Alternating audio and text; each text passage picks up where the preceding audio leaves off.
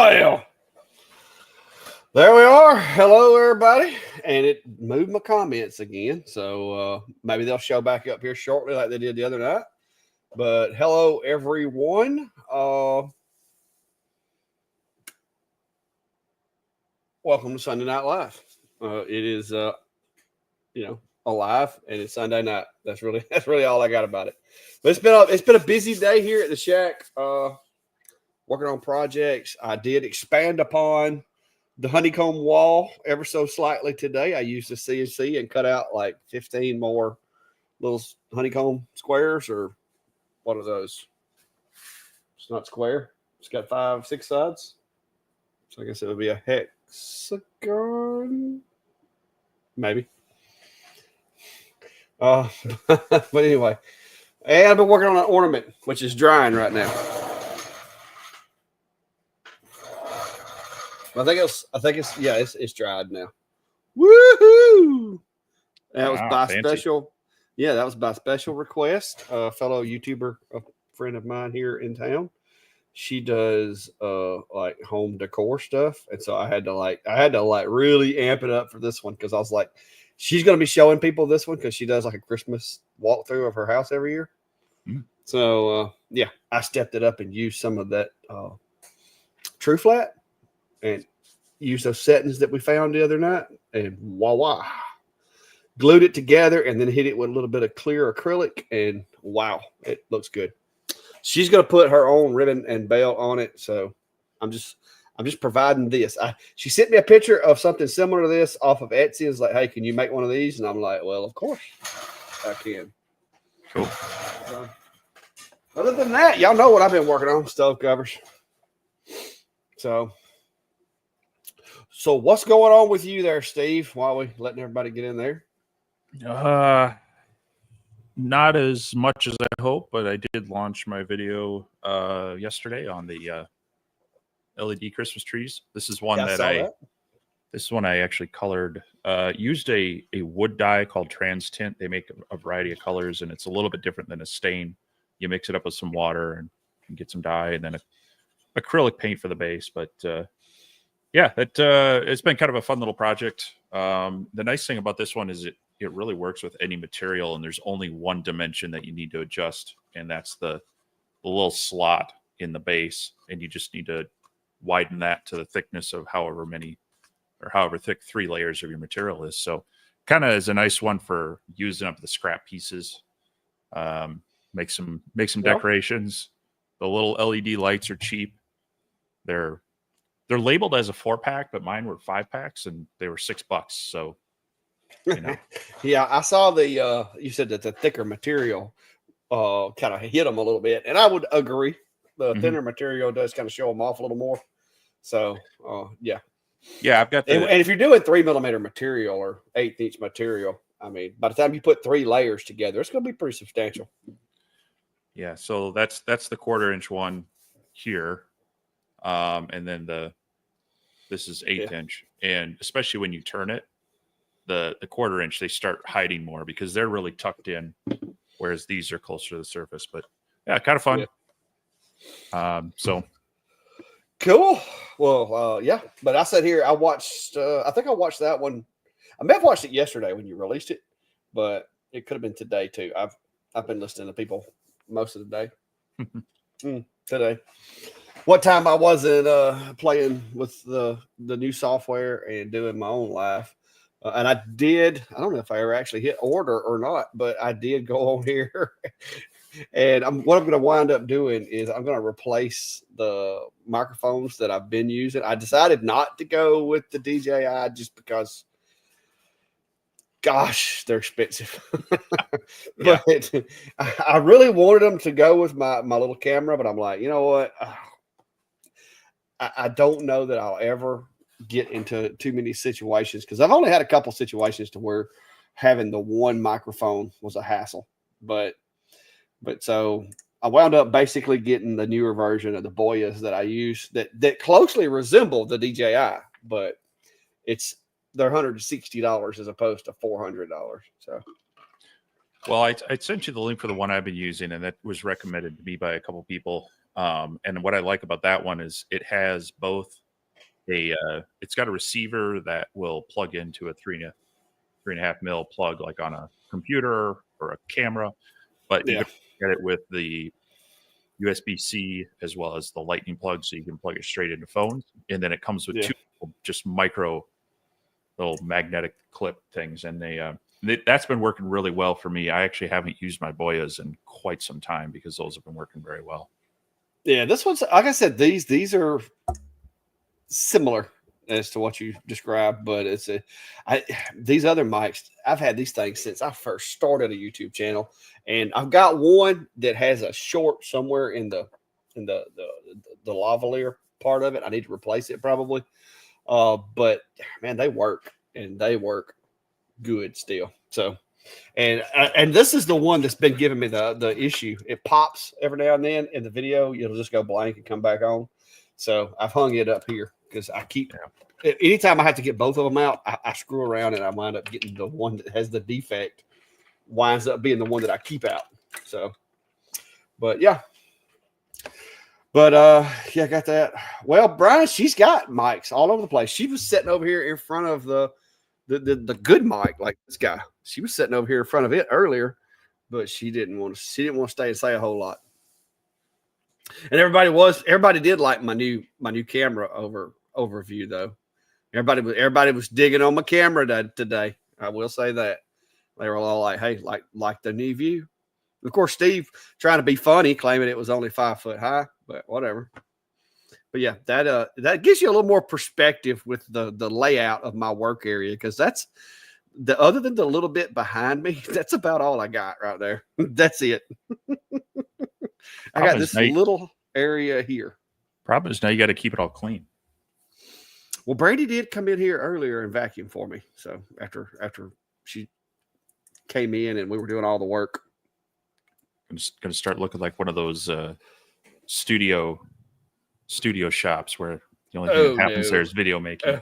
No, you'd have to see hang on, where's the dust? I ain't gonna do it because I'll get it all over top of my tea. The top of my tea has dust on the cup, and I just brought it out here. So yeah, there's still no danger of that. This is definitely a working shop, and as many of you saw today, building stove covers and using my skill saw, my little redneck festool, the DeWalt. But yeah, hey, I enjoy it. I enjoy it. See there, Brian likes my camera view. By the way, Brian, thanks for being here tonight. Just makes my day brighter when I see Brian in the chat, because I know it's a matter of time. But good evening. I see some folks from Panama City. I don't guess I've seen them lately. I know we've got quite a few folks from Florida, but I see we got Daytona Beach representing, as well as I saw Harold Snyder is from Panama City. So yeah, Daytona Beach. I don't usually go down that far, but I do quite frequently end up in either Panama City or down at Gulf Shores. So it's not like a 3.5 hour ride from here.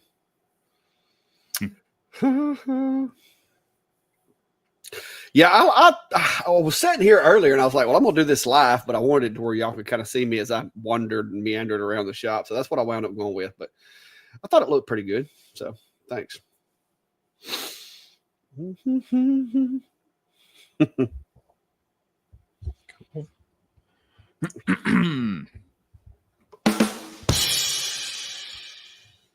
Well, I thought I did. Probably just referencing the audio issues you had this afternoon. Oh, I had it turned down. That's why. No, I was trying to see. I'm not hearing it in my headset, and typically I do. That's why I was like, what's going on? But it's because I turned that off. I should have it now. Hang on. There we go. Yeah, that's where I was messing with it earlier, because I had an echo and I was trying to turn stuff down, and I turned my my ability to be able to hear it got turned off. So cool.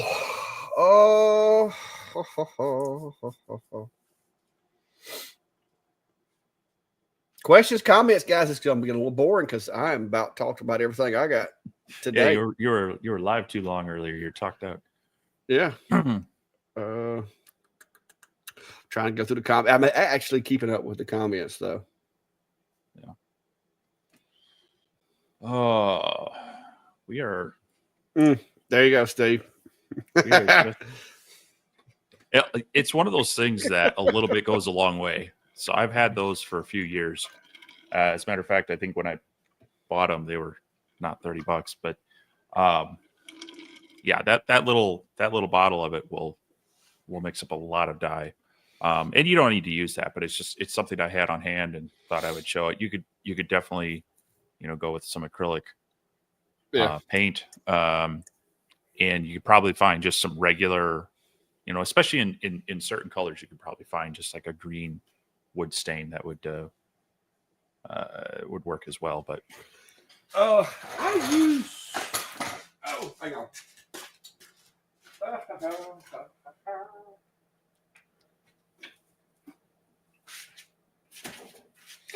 I don't know what all colors they have it in, but I've got like this Minwax. They sell like this is the navy, but I've got the red, the white, and the navy. But that's mostly for flags and stuff.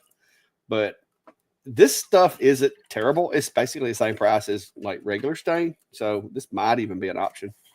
I don't know if they have a green. I don't recall.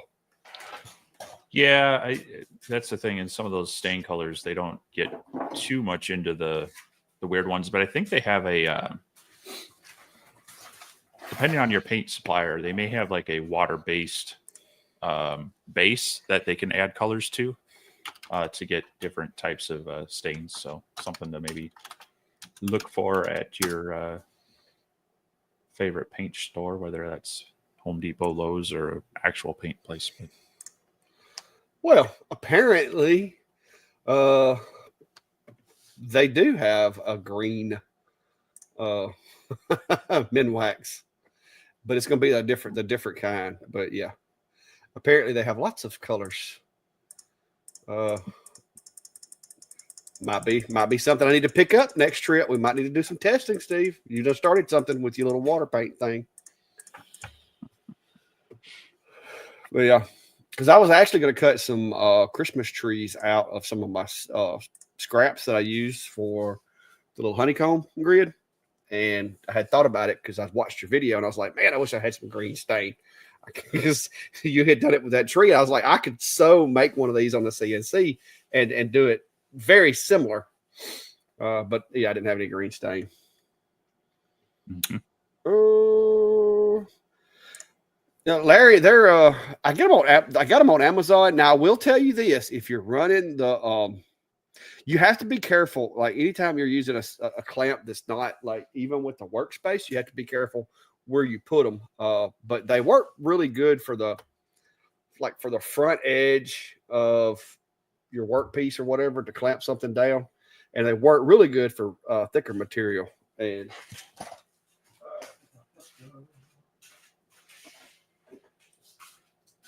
but you do have to be careful because especially if your bit's in transit or whatever, this little top part right here is sturdy. It would probably be enough to break a bit or at least damage this. But these are Rockler as well, and I use them for some stuff, but like I said, use caution if you put them anywhere in the travel area of where your machine is going to be moving. Because if you put them in the wrong spot, they will bring it to a dead stop. They're sturdy. They're not going nowhere. And they're not cheap too. They're Rocklers, and as we know, Rockler does not give their stuff away. They're like $40 a clamp, but they work pretty well for like holding stuff on the CNC because you can literally adjust it like this, get it where you want it, and then when you clamp it down, it kind of pushes on the material a little bit. So it works. I use the other ones, the green little ones that you clamp down with the Allen wrench. as well as these. Like I use both of them at the same time. This is pretty much just for a quick clamp. It does add a really easy way to clamp something down, especially if you're doing a real big piece of material.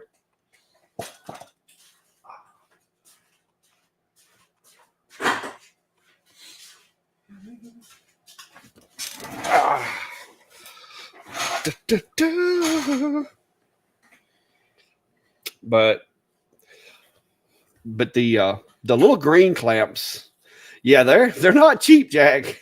They are not cheap. I keep hoping maybe one day Rockler will like notice a video, maybe like give me a discount or something. So far, it hadn't happened. Let's see if I can find something. But yeah, I typically use the 3D printed ones and the ones that come with the Shapeoko because they're forgiving. Like if you cut through one of them, one of the green clamps that goes on there, they're 3D printed or they're plastic, and so it doesn't hurt you a bit.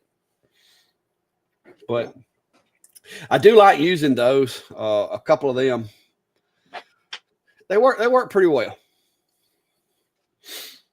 for what I use them for. But so there's a Kevin Rich asked a question about XCS. I'm not seeing it.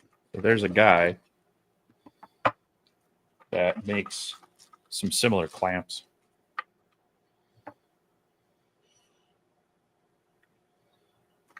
just got to get this stuff put together here.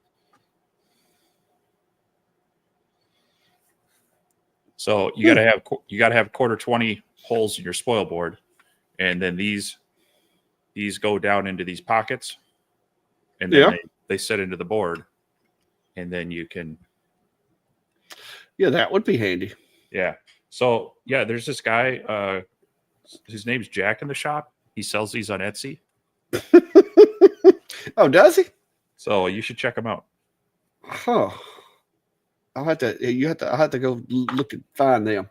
But yeah, it's similar to that. It doesn't quite have the kind of the spring release that the Rockler ones do, but well, it does have a lower profile though. I like that part. It doesn't stick up as high. And so they're pretty nice for that. I've used them a couple times on the 150. I need to actually redo my spoil board because I can't quite get these in all the holes because I have threaded inserts in them. Mine doesn't have inserts. I'm toying with seeing if I can make them work on the smaller, the Saint Smart 4040. Just got to make sure I got enough working area on there for it. But yeah, something to check out.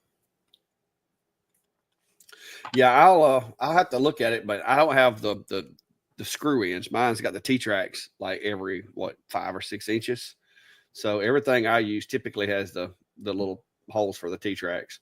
Yeah, but I can use the little squares and a screw and put it in that way because that's what.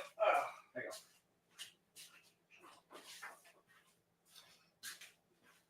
The way mine works out is you don't have the nuts in there, but like these little squares, I can put those in the T-tracks and slide them in there, and then put a quarter 20 bolt in them or whatever. So that's what I end up doing is I fashion all my stuff to attach to that little guy right there. I have some of those screw-in inserts, and I've been meaning to put a couple of them on my machine, but I just haven't done it yet. I use those more. I've got T-tracks on mine, but I honestly may take the T-tracks off when I redo my spoil board.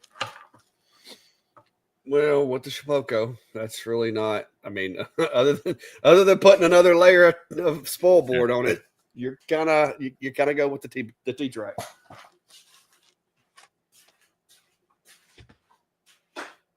Now, I do like them because you can make or fashion yourself all kinds of connecting mechanisms. All right, so multi-craft. I dropped the link for those those CNC work hold clamps from Jack in the chat. So if anyone wants to check them out. Go give them a visit. Yeah, I have to click on that. It won't let me click. It just tells me to show it. Multicraft Neo is asking, will a 12-gallon vac keep up with a Shapeco 3X XL? And yeah, I would say maybe, depends.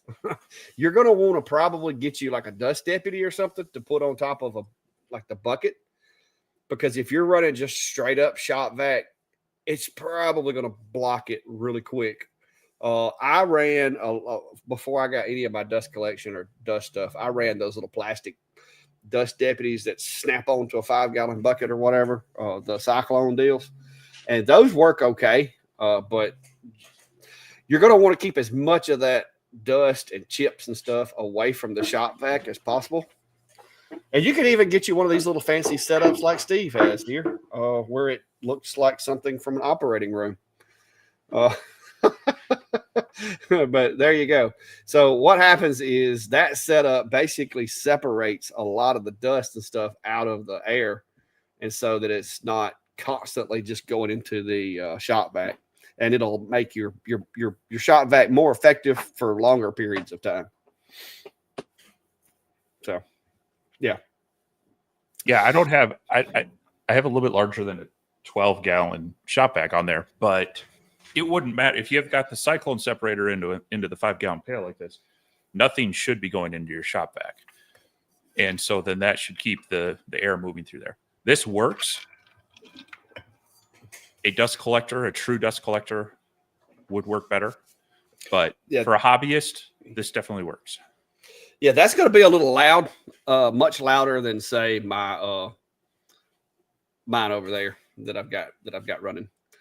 That one over there that you see, the Shopsmith, is quiet. Like my CNC is much. Matter of fact, let me see if let me check something. My CNC, the wood interacting, or the bit interacting with the material, is much louder than the dust collection ever thought about being. So let me see here. Let me see if it'll see if I can get it. I don't remember if I saved my if it still got my 0 set or not. So let me check just a second. Like I think that looks like it's about right.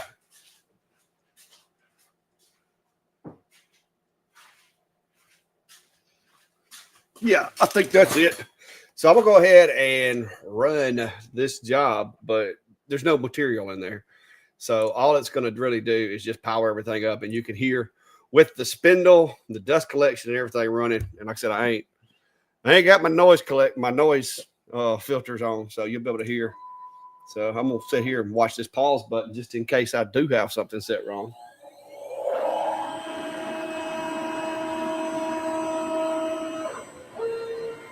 Yeah, so that is with the CNC running. Now the bit's it's not hitting nothing. I'm just carving air at this point, but it's running the file for the little honeycombs over there, and you can see there's the file, and I'm using carbide motion to run the file in.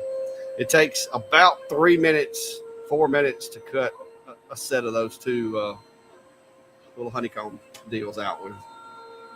But there you go. That's how loud it is.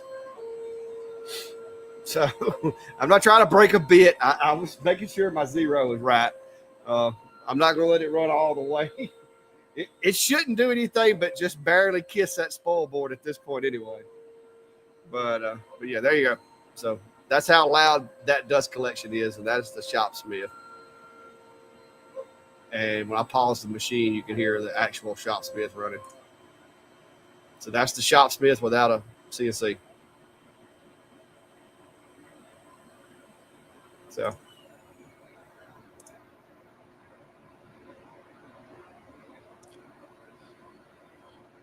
So Michael Browning's asking about 3D printers and any advice on the PS1.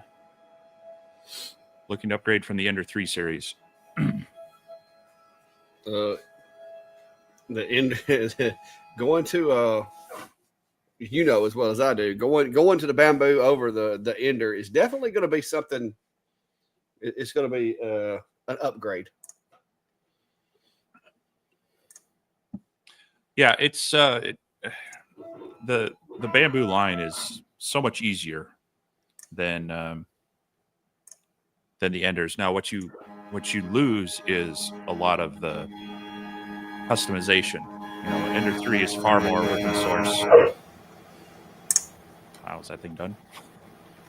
Yeah, I was just putting it back to center. And my OCD, man, I can't leave it just sitting like haphazardly in the corner. It was just getting really loud. The bamboo series is much easier, but you lose a lot of the kind of the tinkering and the customability. There are some add-ins to it that are kind of like, they're not like customizations, but they're more like add-ons using in conjunction with, per se. So, but with that, you get a lot more ease of use. So that would be my only advice. If you're used to an Ender 3 and used to being able to tinker a lot, you may miss out on some of that. If you have been using an Ender 3 and you hate the amount of tinkering you've had to do to get it to run right, you'll really love a bamboo printer. Yeah, I like mine. I don't have the P1 yet. I've got the A1, but I love it. And apparently JT is saying, I haven't checked to see, but JT is saying that Carbide 3D has their little router, the DR11 collet, on sale for $60. If that's the case, I might order me an extra one for these machines that come in sometimes. That's a pretty good deal. Yeah, that is a pretty good deal on there. I was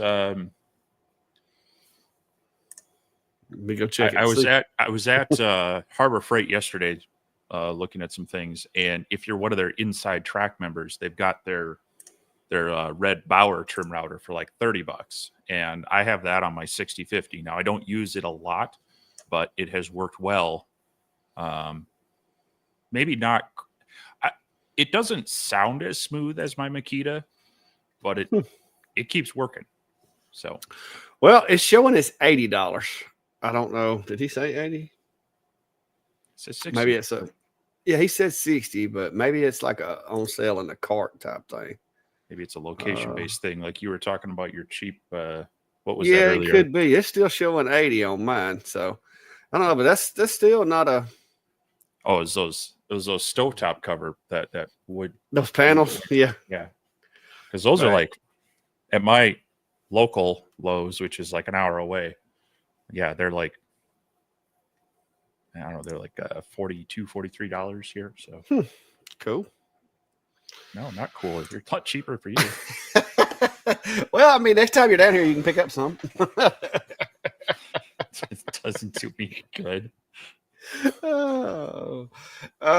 Steve's asking, what kind of laser do you take to craft shows? I have on my portable setup, I have the A24 Pro from Atom Stack set up to go for my gantry laser, and then I have the X-Tool F1 that I use to do a lot of small engraving and stuff. And Steve has his mini Acemer.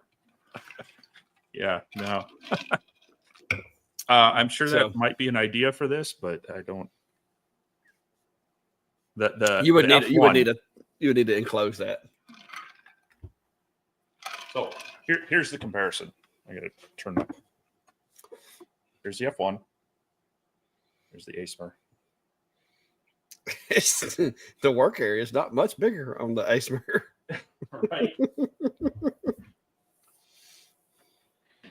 But yeah, the original F1 it's about the only laser I ever take anywhere outside of the Atom Stack A24. But if I'm just doing an event, generally I'll only bring the F1 unless I think I might need the other one for some. I'll bring the Atom Stack if I know I'm doing something that requires that working area, maybe doing more cutting, or if I think I might be bored and want to play and demonstrate things. But the original F1 keeps me kind of occupied with, the quick engraves on things. I didn't know they had He's got me confused now. I'm trying to figure out what. Huh. That's the carburetor. Maybe I didn't hit the. I don't know. But anyway, I was trying to see if it was a different. The only one I'm seeing is the one that's on there. That's 80. Maybe I'm missing something. But now I do see that they got their Sweepy, the Sweepy Pro, which works on other machines. Is just I don't see. Maybe I'm missing something. Maybe, like I said, it may be one of them sales that I'm missing or something. JT said he bought one for $60 this week. No, I don't have one yet. I have been doing research and I have been like back and forth. I think I found one that I like, and then I'll see a negative review, and it's like So that's one of those things that I just haven't quite nailed it now. I do want one. It would come in really handy for some of the stuff I do, but I haven't got one yet. Yeah, I've passively looked at them. It's one of those things that I think would be fun to play with, but I don't have the project to push me over the edge yet. Usually that's kind of how it goes, is I'll tinker with stuff. But when I get a project that it's either really needed for it or it'd be really handy for it, that's where I pushes me over the edge. So I'm not quite there yet, but I've kind of looked around. Yeah, there it is. It for some reason it just wouldn't, like, I couldn't find it. But yeah, it is ER11. Call it is the one that's $60. That is cheap. I'm curious how close to the SaneSmart one is that? It's very similar. It's very similar. The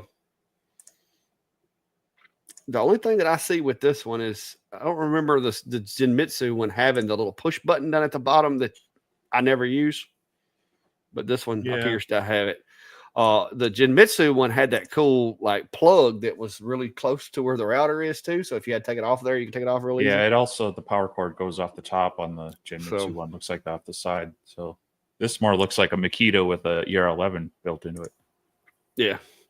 But if anybody's interested, there you are.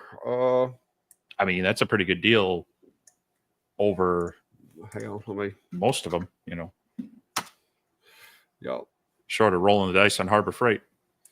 Yeah, I mean, they do a good job with their stuff. Like I said, that for $60, which I've got plenty. I mean, I've got two DeWalt's, which one of my DeWalt, I got two routers that are actually, well, three that are actually loaned out with the machines. So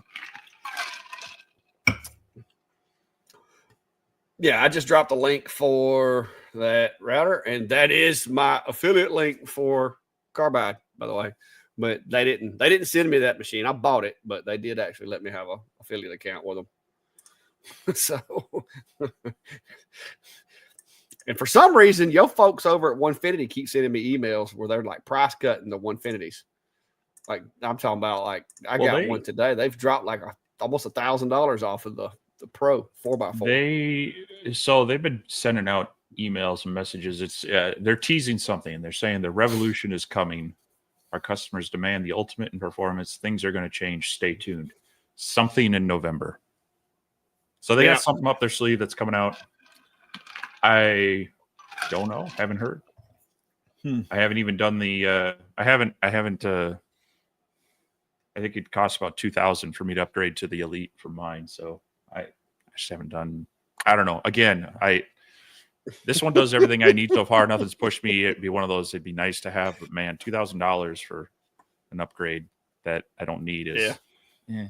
Well, and I like the one I have. I'm not against a Onefinity. I would actually like to try one out. But right now I don't have room, and I definitely ain't getting rid of that guy because it's done me a really good job, and I enjoy it. So now I will say this: if I do break down and get a 150, I'm probably going to go ahead and get the big boy spindle on it, just because right now I'm running the 120 spindle that Shipoko sells, and it does a great job. I mean, because I'm not like trying to crank out hundreds of stuff a day, but it does a really, really good job for what I use it for. No more CNC jobs than I run in a day's time. It's not like I'm sitting here waiting on the machine to finish because I got other things going on. But I would love to have that one and a 150 like somewhere side by side to see which one can do what or whatever. And if I get a big enough shop, I might invest in a 150 just to, even if it's a smaller 150, like let's say I get the 150, but I get like the smaller one so that it doesn't take up as much room. But that would be hard for me to do because I done got addicted to having 4 foot of workspace, even though I hardly ever use it. Seriously, I've only used that whole workspace like once. Yeah, no, yeah, it's rare. It's usually when I'm flattening something. I do have some. Yeah. I want to be able to cut out some parts for some shelving and some other things. So that's where it was nice. The other one had like a 30-inch cut area. This or 32. This one takes me up a lot higher. So where I could drop down a 4 foot piece of lumber and cut out some parts. So, but I've upgraded it and haven't used it yet for that purpose. So. Yeah. Steve, I'm running the 65 millimeter spindle that Shipoko sells. It's they have a air cooled spindle that they sell, and then they have the water cooled spindle that they sell, which is Shipoko's, and this one's the air cooled, and it does a good job. They say that the water cooled is quieter. I've heard everybody say it. I've seen some videos where they are quieter, but my deal right now is just like with lasers and stuff. The more crap that is connected to that and sitting around it, the less room I have to work and use for stuff. So right now I'm not. I may one day upgrade that one to the water cooled spindle. I don't know. But for right now, I don't have room for a chiller to be sitting around nowhere. So we're just going to run it like it is. It does a good job. Like I said, I have not yet seen a situation to where I was like, man, I really wish I had that, water cooled spindle. It does the job. It does it good. So, yeah, but there's the other scenario where it might be nice is the air cooled is pushing air down. So it's moving it from the top down, much like our laser modules are. So if you're working in a situation where you don't want that air blowing chips around, that's where a liquid cooled spindle would be a benefit. They are technically quieter, but once you start cutting with it, you're you can't. Yeah, I don't think you're going to tell a difference between the two once that bit hits a piece of wood. Yeah. So short of. If you're in just a weird climate and your shop's hot and humid, maybe the water cooled makes sense there. But yeah, it probably adds a little bit of life to it if all things working right.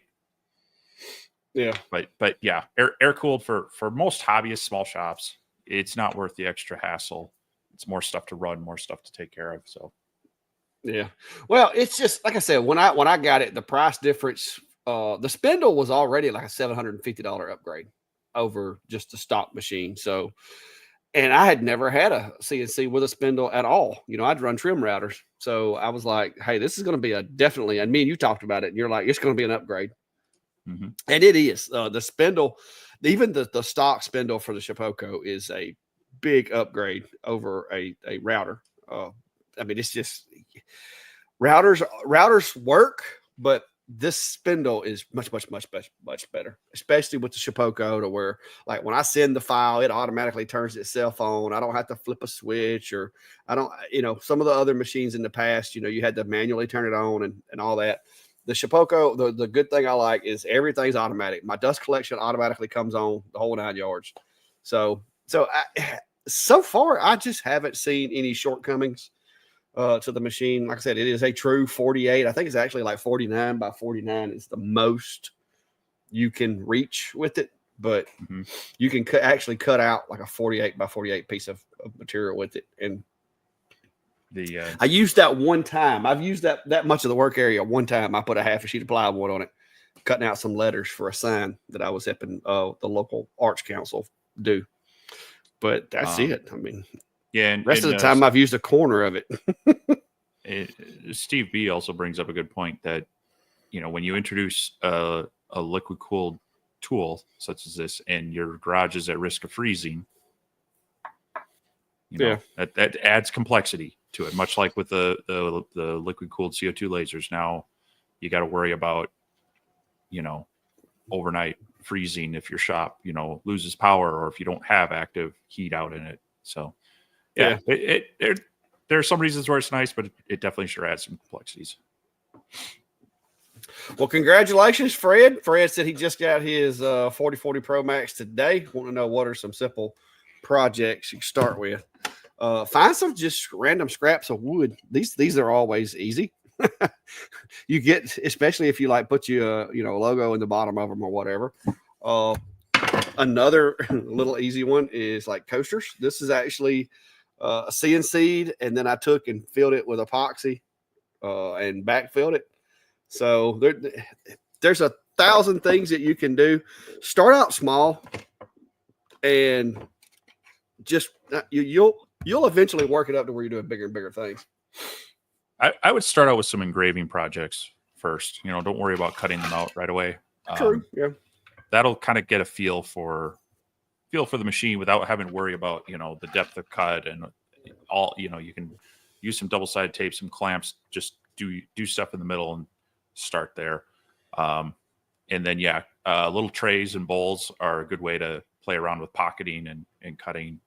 So I actually have a couple of projects that I've been trying to gear up for with that, to, additional primers for it. So, I did that spoon rest. That's just a couple of pockets and a profile path, and then you can throw an engraving on there. But it's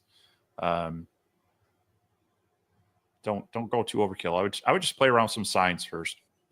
Engrave some signs. Engraving is a lot more forgiving. Yeah, it is. Steve's asking, what is the best part for tumblers?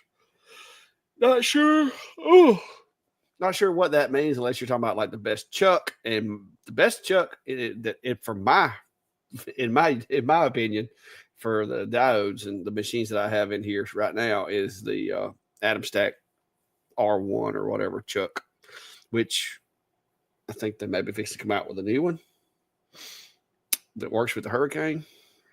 So kind of anxious about that. Ricardo says, please rate the favorite to least favorite brand. Bosch, Makita, DeWalt. Thanks. Well, it depends.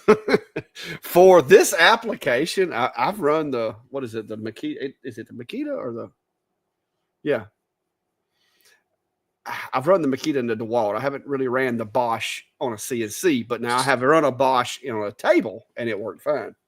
Yeah. So if we're talking about for CNC machines, Bosch doesn't have a typical size kind of barrel to their router. I did have a large Bosch on my original CNC machine, but that one was custom built out of a bunch of Baltic birch and such. So I was able to, that one was kind of custom made to that. And that was like a 2.5 horse, full size router on there. Makita is a 65 millimeter spindle, where DeWalt's 69. So a lot of the CNC machines go with 65 because that's the size of a normal VFD driven spindle. And that's why Makita tends to be a little more popular than DeWalt. A lot of them will have maybe some adapters you can get, so it's not that you can't run them, but I think DeWalt is also far more like if you mention the CNC machine to DeWalt on a repair ticket for their trim router, they're pretty much going to say, nope, you voided your warranty. Now, I don't personally have experience with that, but I've had a connections say that they ran into issues with that. Now I ran a DeWalt on my open builds machine for a number of years. Ran many hours. Ran through many sets of brushes on it, so they do work fine. But yeah, as far as that, I mean, my full size routers, those like plunge routers, those are Bosch. I don't believe I own a DeWalt router at this point. Now I own DeWalt other stuff. I got a corded DeWalt that's here. I got the corded DeWalt. I've got the wireless DeWalt.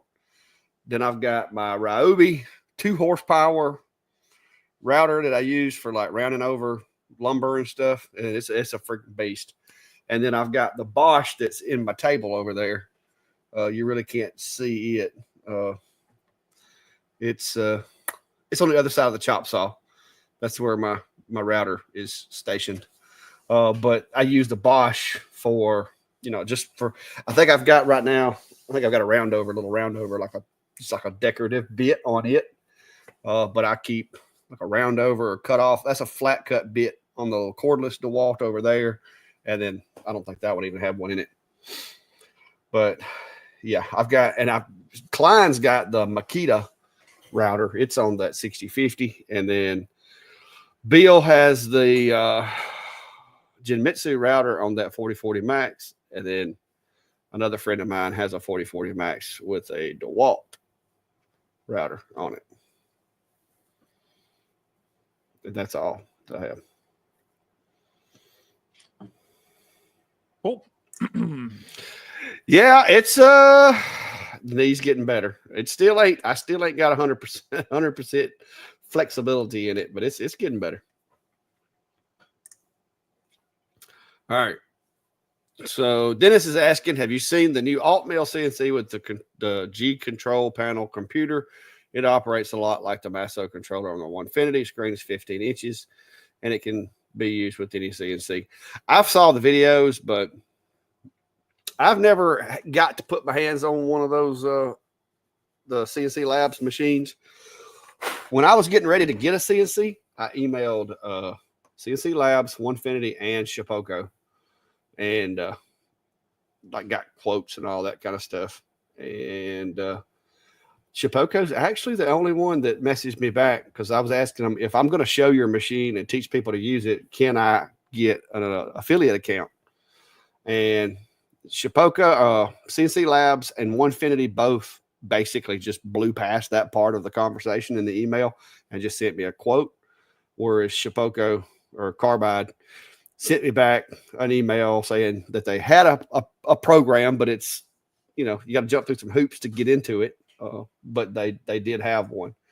So that was one of my factors of picking my machine. So haven't really had a whole lot of correspondence with CNC Labs. Onefinity has commented on a couple of my videos and stuff and asked me, like, they'll pick at me about my Shipoko and be like, when you get tired of running 200 inches per minute, come over and get a machine that'll do 400 inches per minute or whatever.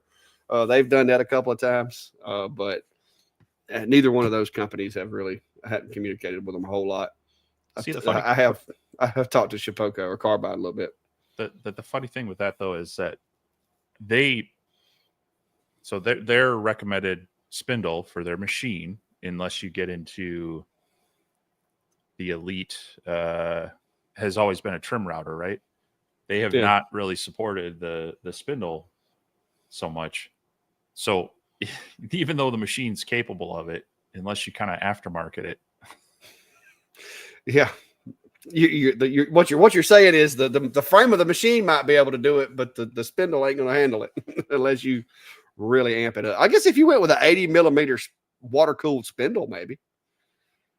Right. And so, I mean, yeah, you'd have to max out there.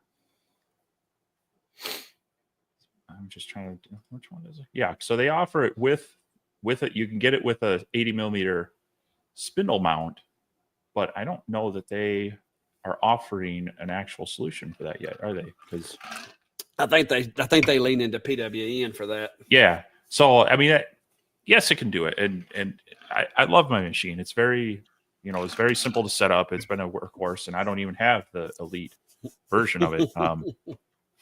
But yeah, it's nice that it's flexible, but it's also nice for a lot of people to say, I want to buy everything in one place. I want to know it's all supported. I just want it to plug and play together, Well, and that was my thing with this one, because the program, the controller and the spindle were already like dialed in with each other.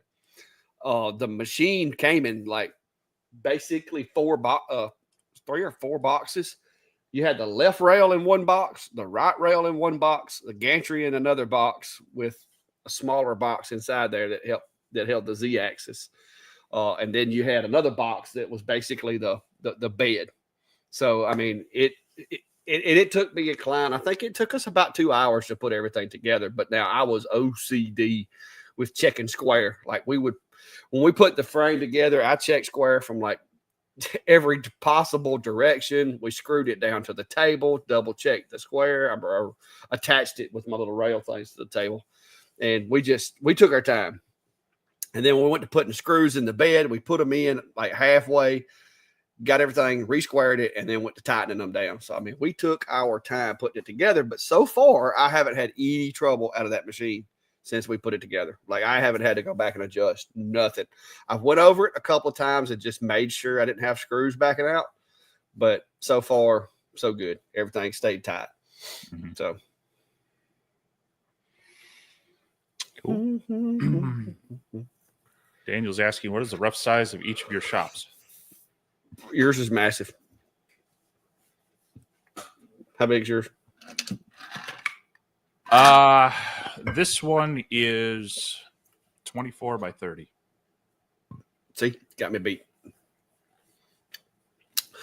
Mine is 20 that way and 24 that way. So 20 by 24. And it's full. It is very full. You can see right there.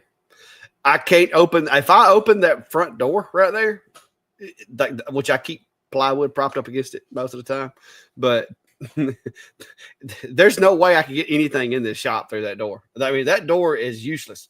I spent good money buying that door and putting it in there. And at this point, the only positive thing that I can say about that 16-foot door right there is that when I do get me a new shop and it's time to move, it's going to make getting the tractor in here to load all this stuff up a lot easier, because I am going to open that door and I'm going to take my pallet forks on my tractor and I'm going to pick that CNC table and all up and go with it so that I don't have to try to move all this stuff. That table where my chop saw and everything is, I built that thing specifically to fit a set of pallet forks.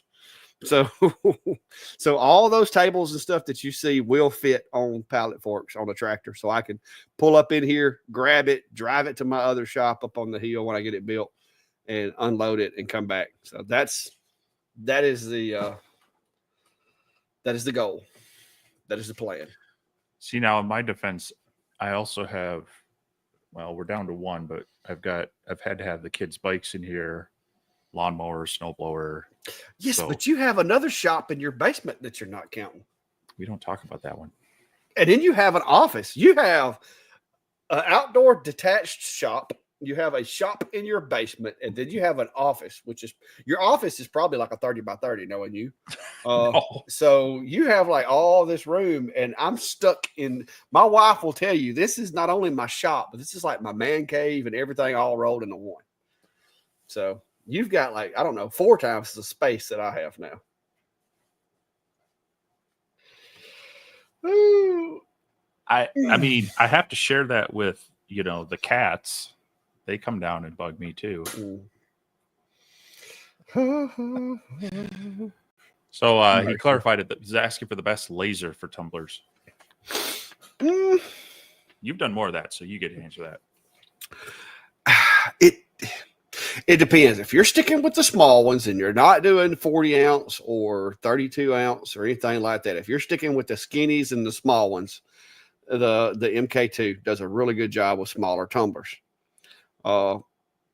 If you get into the big Stanleys and stuff like that, it's not, without modifying it or taking the bottom out of it or whatever, it gets a little challenging to set those big 40-ounce tumblers up in there.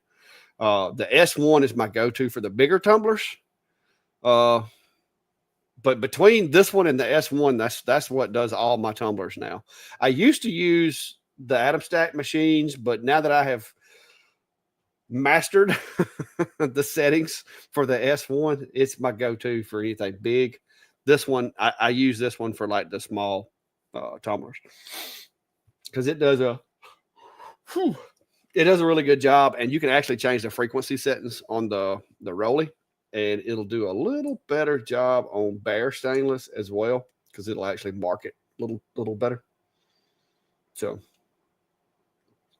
the S1's a good one to do tumblers with, and the Rolly too, as long as you're not going too big with the tumblers. And you can do bigger ones on the Rolly, but the thing that bothers me about it is because the bottom of it's not very deep, is you have to take the bottom out of it, and when you do, the alignment part for the chuck is just, you don't get that anymore. You don't have that luxury anymore, which is the reason that I like the Rolly so much for the smaller stuff, is because you can just index the chuck on the little pins in the bottom of it.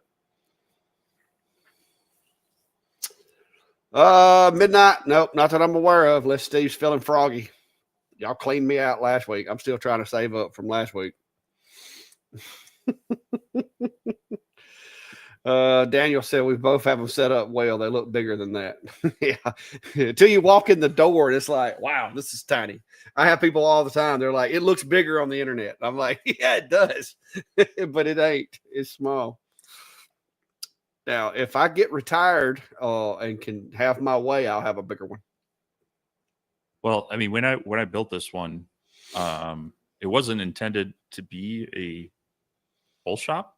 So there's a whole fiasco with old garage, road being rebuilt, all this stuff. I think I've talked about this in the past, but kind of got forced into rebuilding my garage and moved it to the back of our lot off the alleyway. I couldn't go any bigger than this, but I wanted a place to park our cars and have some workshop space for like my model airplane stuff. I had, just a few basic tools. So that's where the extra kind of 10-foot in front of the 20-foot was added. But slowly I evicted the cars and brought in more and more machines and tools. Well, don't feel bad, because my goal is to build. I got plenty of land. I got like 7 acres of woods back here behind me. Now it's on the side of a hill.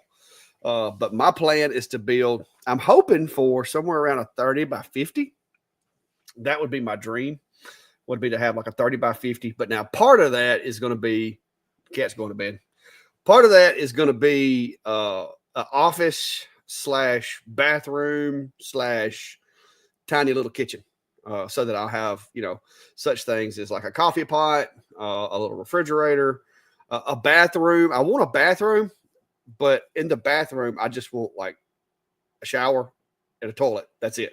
Like, it's just going to be like literally like a shower and a toilet kind of thing. Yeah. And then the kitchen, I'll have a sink kind of like in the outside of where the toilet is, which could double for, washing your hands or making coffee or whatever. But that's the plan. And I want to have that added to where the office area is, and go get me one of those cool couches that you can like grab the bottom of it and make it out into a bed. That way, when Steve comes down to hang out, we don't have to like get a camper and hook it up. He could literally stay in the tiny apartment that is the Clack Shack office. And that way too, if family or friends come over or whatever, I've actually got like a guest room that I could use, and they would have some privacy away from me and my family or whatever. So me and Brandy's kind of, she kind of agrees with me on, it wouldn't be a bad idea to incorporate that into the shop. So I'm going to try to do that. Now this shop is going to take a lot of money and a lot of time, because it's that's that's just the tip of the iceberg. So in order to make all that happen, I've got to run water line up there. I've got to have a septic tank up there, which everybody I've talked to says that with that being like a occasional use type thing, I can get by with like the minimum like septic system and all that for that. So it's going to be hopefully it's going to be nice. And when I retire, I'll hopefully bring you guys along, because I'm going to do a lot of the work myself to try to save a little bit of money. But I don't want to do enough of it myself to where I just like bog down my progress and I wind up with a half-built shop for 10 years. Well, if you could get that done by the end of February, you're probably going to be sleeping in a camper again this year. I'm just going to be honest with you. It's going to be probably maybe like another year or two before that's functional. That takes a bit of planning and like you say, money. Yes, lots of money.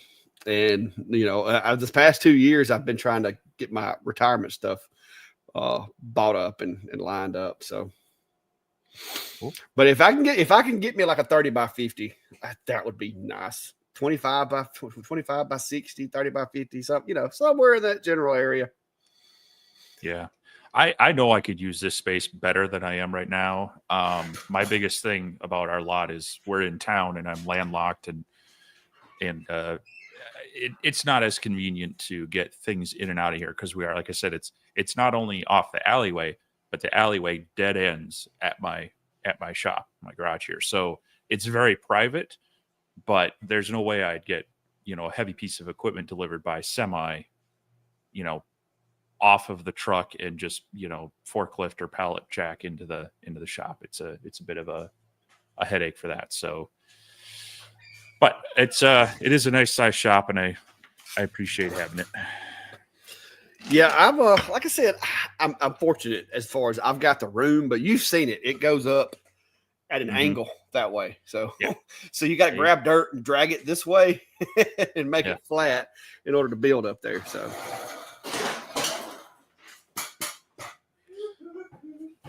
So Eric's asking what machine would be the choice for cutting complex designs in aluminum, sheet metal, laser, CNC, water jet. Given those three, if it's aluminum, I'm going with a CNC because I can afford it. Yeah, well, he didn't say it had to be affordable, but yeah, out of the tools I have access to, would be a CNC job. But depending on how complex it is, and the thickness of the metal and everything, a fiber laser table would be awesome. But there goes your shop. So you mean like a plasma table? No, I'm talking about one of those 1.5 kW fiber tables. Wow. Fiber laser, but a gantry style that's like 5 foot by 10 foot. I'm still in, typical garage workshop mode here. Yeah, but if you get into if you depending on the size of what you're doing, I mean, you're either going to have to go with a plasma table. I mean, a plasma, what the smallest one's like, 4 foot by 4 foot, 36 by 36. Well, and then a water jet. Those things are just expensive. Sam over at Sam Craft's the only person I know that can afford a water jet. Yeah, I mean, even the Wazer is kind of like the hobby water jet machine, little desktop machine. That's like $10,000. Yeah, that's a car. So. Not really. No, that's not much of a car anymore. Well, I could go on Marketplace right now and find something that runs for $10,000. You hope it runs for $10,000. But I didn't say it would run far. I said it would run. Cars are not they're not cheap anymore. Yeah, I can't. If I was, because like aluminum, most of what you're going to want to do with aluminum, I would go with a CNC currently with a flute. But yes, in a perfect world, if money was no object, I would want one of those cool, like showing off like lasers. But if you can't afford one of those, one of the lower end plasma tables would work. But I've got a buddy that's got a plasma table, and he spends more time cussing that thing than he does running it. because of the slag and the tips. Apparently, you go through tips, and it just. I don't know that I want one of those. I think I would just stay away from it before I bought one of those. I've thought about it, but every time I think about it, like I watch another video and it's like, no, I'm good.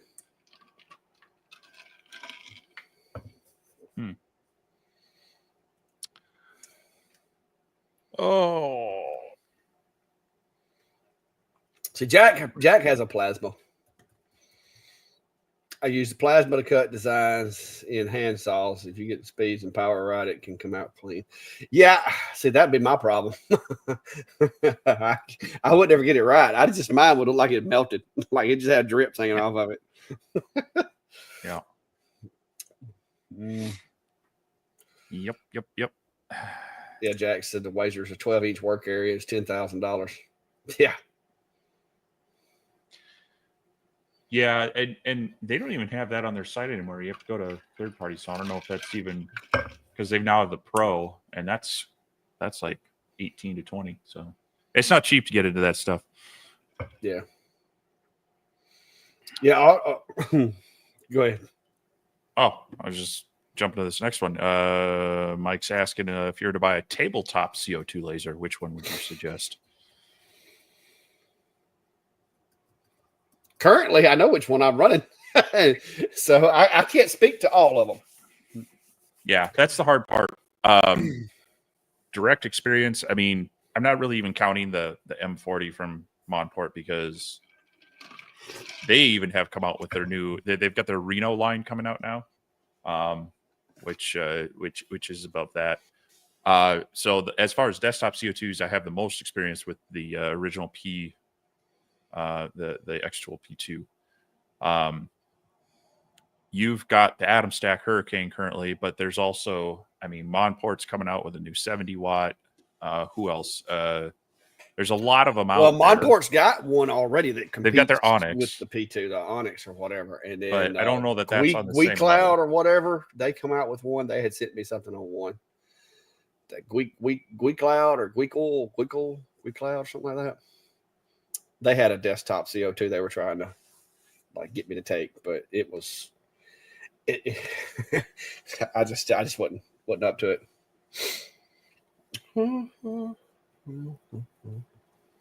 So I don't know that we answered his question. I like the Atom Stack right now for CO2 lasers that I've ran, and I've only, like I said, I have limited experience with CO2s. I've had the M40 Monport, which it worked, but wasn't ideal. I've had the P2, which is over there under the CNC, currently in timeout, and I've got the Atom Stack Hurricane. And out of those three, the Hurricane right now is my favorite. I used the Hurricane earlier to make this thing here. Like I did this on the Hurricane earlier. I used to never use the P2 because I couldn't run LightBurn on it. So I think that's my hang up. And I've talked to X-Tool about it. I've talked to Atom Stack because they're like, well, what makes you choose to use the Atom Stack machine? And I'm like, I'm not sure, but I think it's because I can use LightBurn. I don't have to export it over and then bring it in the XCS and try to reassign everything. I like X-Tool machines. I think they make great machines. And if you like their software, or if it's a job that flows well with their software, I think they do a good job. Are they a little expensive? Yes. The Atom Stack, like I said, this is that true flat material that we did the other day. And I did it with the Atom Stack, the Hurricane, and it does great. Does a great job. So currently, my preferred CO2 is the Hurricane. I do not have the P2S, which is supposed to have a few things added to it that the Hurricane has. One big thing that I will tell you, no matter what CO2 laser you get one that has the red dot alignment for the mirrors. Save yourself some headache, save yourself some trouble, and get something, whatever it is, make sure it has the red dot pointer built into the into the beam. You'll thank me, because setting the mirrors on a machine without it and setting them with it is night and day. Steve, have you froze? Oh, yeah, you had froze. Am I back? Yeah, you're moving again now. Yeah, everything. I wasn't sure if you froze because everything froze up here, but it may have been me freezing. I'm not sure. I don't have the drop down kit for the Rolly MK2, and I'm just gonna be honest with you. I got options, so it's not something that I'm just dying to get right now. So I know with the drop down kit you can do bigger stuff, and that's cool, but I don't currently have the drop down kit.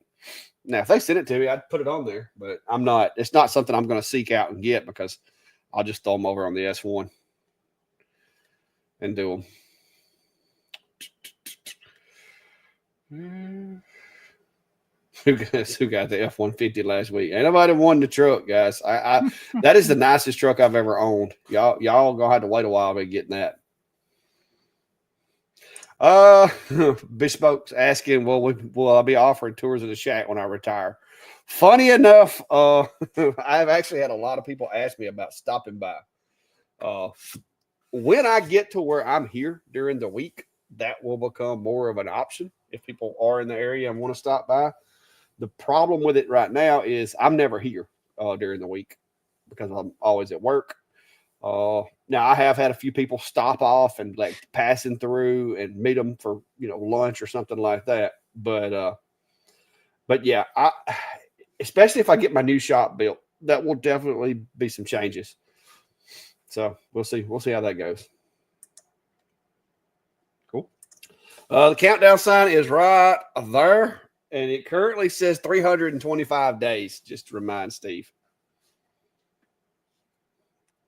Yep. Steve, I think this question is directed at you, being the look behind you there. How do I determine when to unload scrap wood? Well, I'll show you. He doesn't. He just stacks it up against that wall right there. When the bucket gets full. Normally we have like our backyard fire pit, and we'll just, toss some things in there and sit around. It's been so dry up here this summer after we had that crazy wet spring that it hasn't been able to, it's been red flag days. They don't want us burning things. So I may have to get caught up here early winter on burning some of the scraps. But yeah, that's the problem is, even this piece, I could go, well, I can make a little tray out of it or something. Oh, that's rough. Yeah, I've got some of that too. But yeah, I keep a bucket by my table saw where offcuts go, and sometimes I'll scrounge out of there. But generally, I'm like, hey, time to have a campfire. Yeah.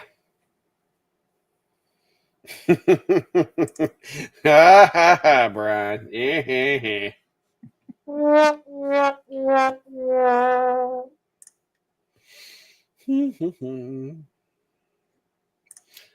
A smart car. I actually found one the other day.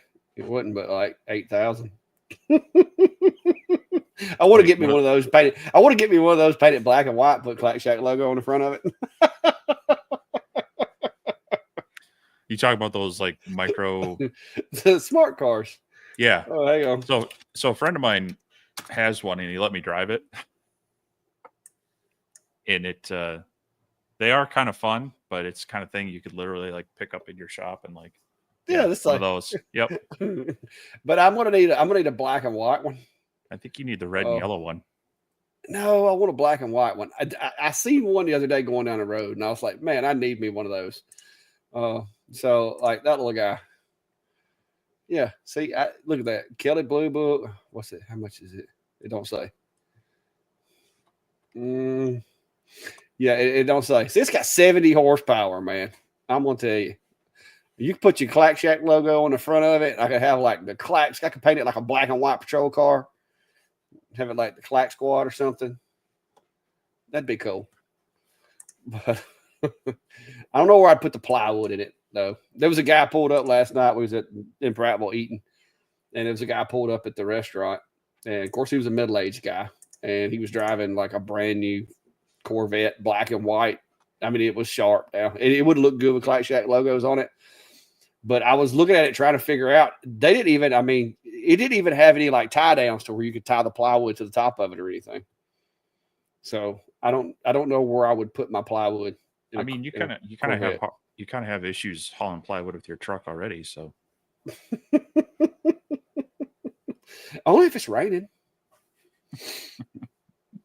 You try to sell me on a minivan. I know what you're trying to do. Hey, you talk to Cody about that one. See where he lands. He probably got a minivan too. He's got 5 kids. Of course, he's got a minivan.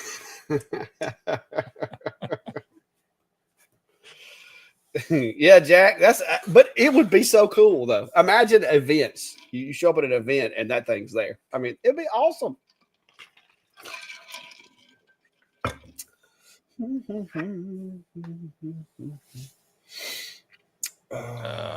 Here's one I think we missed. Dan V's asking, currently have a 20-watt Algo Delta, which is great, but I'm wanting something with a little more power and ideally bigger work area. Is 40-watt the sweet spot, or is it worth looking at 60, 70-watt options? I think 48, the 40-watt range is, to me, is where I like it.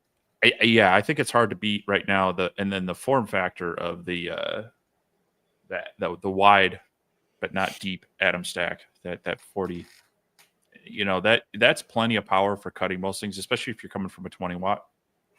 But having that wide working area that's not, that it's easy to get at all of it.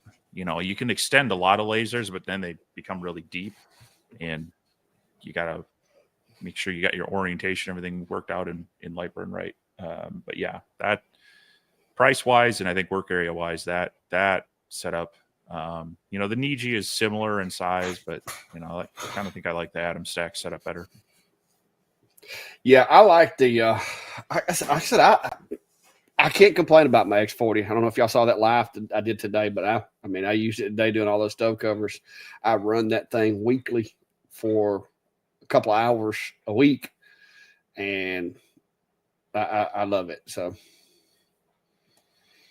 I don't have a complaint about it so far. Dennis, no, right now I've got to keep my I've got to keep the X tool for a spare, at least in case something was to happen that I have a machine go down. I keep extra machines for every enclosure. Because if I have a big order come in and then I have a machine go down and it's not something that I can just slap back together, I have to be able to throw one in line and keep going. I have had, not me because I'm just overly prepared like that, but I've had people around me have that happen and have to come to me to do their jobs for them because they don't have spare parts or they don't have a spare machine sitting around. And that's not somewhere I want to be. Mm-hmm. So I have an Acer V35 that'll fit in this enclosure, and I have a longer B1 30-watt that'll fit over here where the A70 is. And then I have the X-Tool P2 that can replace the atom stack Hurricane if I need it to. But if my CNC goes down, I'm just kind of SOL. But I've been seeing a lot of Winfinities on the marketplace lately. So I can just drive a couple hours and pick one up.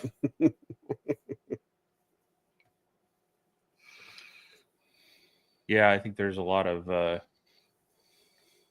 I've seen a lot of miscellaneous hobby things on marketplace recently. I think people are they, especially like during the pandemic, they bought hobby things, or they were going to start a business or whatever, and it didn't pan out. So I always take a little bit of caution when looking at those. You want to make sure you know what you're looking at to make sure you don't get someone else's problem. But yeah, there's some good deals to be found out there. There it goes, making fun of me.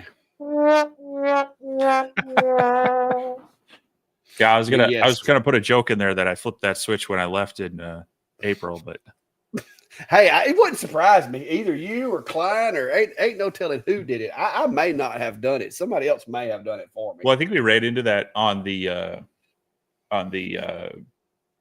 the Lasermatic when I was down there because, you know, I snuck into your shop and did that review while you were out. And I think I was doing some tests between 10 and 30. And then when you were trying to run the comparisons between the 40 watt, or no, you were comparing the 70, the 40, and the 30, and we got a weird setting. We're like, oh, sorry, we still had that flip to 10. Yeah, you we still were like, I never 10. flipped that switch almost. So Yeah. Yeah, it is easy to forget that. So yeah, it's got a little light on the front of the machine, but I got it so bright in that enclosure you can't see that light. No. Oh, Greg said you can add tie downs to a Corvette for about 10,000. Get a roof rack and some tie downs put on it. Yeah.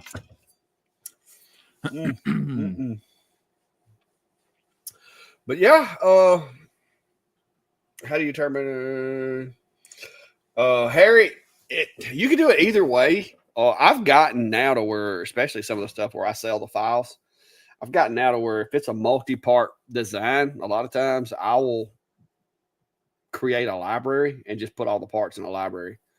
It's easier to load that than it is to have to like load 10 or 12 files, especially if it's something that, you know, you can easily throw together, you know, like with ornaments, if you or different designs for bamboo cutting boards or whatever.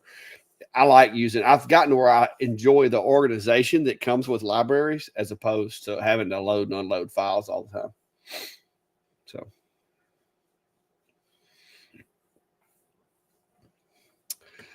it's just my OCD mostly. Yeah, and that's one of the areas where we're a little bit different. I should use libraries more, but see, years ago I started this is back pre-LightBurn. I set up structure on at that time it was Dropbox. Now I've moved everything over to Google Drive storage. I kind of keep everything there in a structure that I can go back and find things. And so like if I'm working on a project, I might even export the SVG to that same folder because then I can pull it into XCS and, find things that way. So whether it's in LightBurn or XCS, I can kind of find the items and the files related to that one. But I should use the libraries, LightBurn more. I just, you set up one way and old habits are bad to break. They're hard to break. Yeah. Well, I set mine. I save files still. I mean, I'll still save a file, but a lot of times I will. Let me show you here. I'll create, like, especially if it's something that I'm making, like this spicy Susan that I built. Like, all the parts are in this library. So if I'm making it, I can just load that library and there's all the parts that I need for it. When I get done with it, I can click on that right there, unload that library, and I'm done with it. Like there's the Sculpt Fun iCube files. I don't use those. So instead I can just unload them. I still have access to them. They're still there, but I don't have to keep up with them. There's this is my Monport. If I'm wanting to make some jigs for my Monport, there's those. I got the D1 jig kit is on that one. I got my F1 jig kit on there. Then I got the Ultra stuff I've made for the X-Tool F1 Ultra. So this makes it, especially if I'm making jigs, this just makes it easy for me to just literally just drag one over and boom, it's in there. Now, yes, I don't get the settings per se, but I've got so many different machines. I have to check the settings anyway. I can't just leave settings in LightBurn and never change them because I'll be sent something, just set up for the 10 watt and running on 70 or vice versa. So like I just different little things. I like all these different things. I have folders. Now, some of my folders get used more than others. Like here's some stuff that I use for file design. These are pieces and parts that I've come up with and designed and made for different things. And so I can go over here when I'm designing something and drag these in and use them for stuff. So it's a preference, but I do think, especially Steve, as much as you design and stuff, I think you would benefit from using it. Just like this little guy right here, this little file here. When I did it earlier, it is now, instead of me having to go hunt for the file, all I got to do is go to my Christmas stuff right here. And if I can see it, there it is. So if I want to make it, like, there's a file for it right there. So I don't have to go hunting. I know it's going to be in my Christmas stuff. Yeah. So that's the file that I built for that guy right there. So it's a matter of convenience for me. It took me a while to train myself to use the libraries because, I used to do the same thing. I just like save it, but then I start looking for stuff, and it just, libraries came along and changed my life.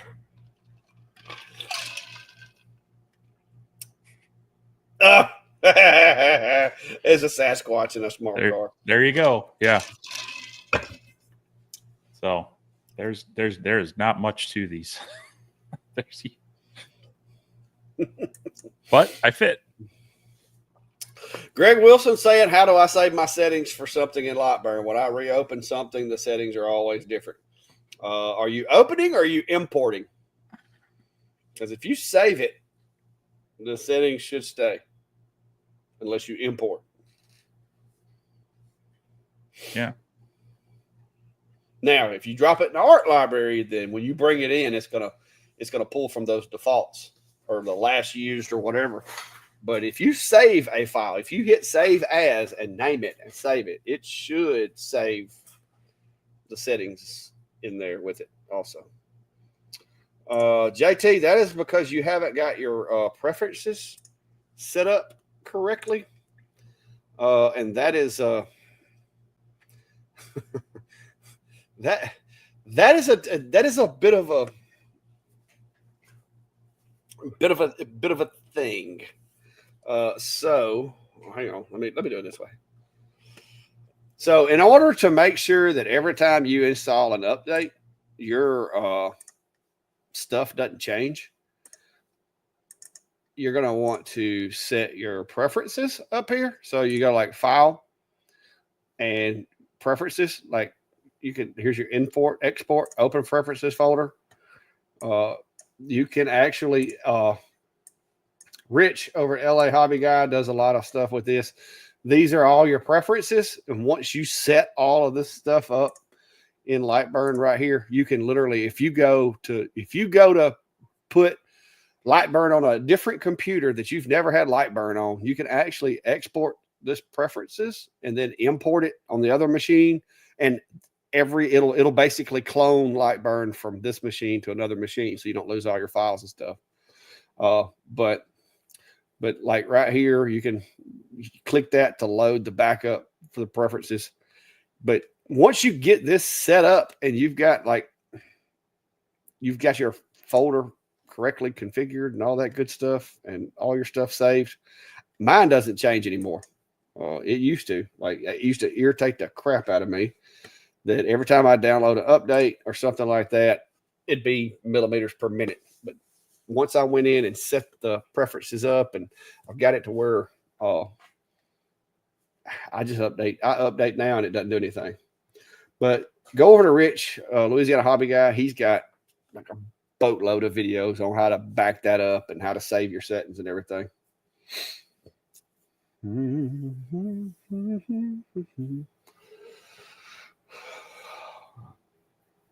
Dun, dun, dun.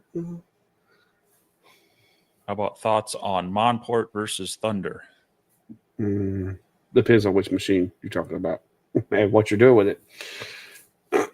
Thunder makes a really good machine. They are a little pricier, but I have ran a Thunder Bolt for my buddy Tim up at the trophy shop. It's a good machine. I like it. It's an RF machine. It doesn't have a chiller, which there again, like I said earlier about the CNC, if I could have a machine that doesn't have a bunch of stuff connected to it and umbilical corded to it, sitting around it, I'm good. And with the RF tube, you don't have to have a chiller, and that's a big plus for me.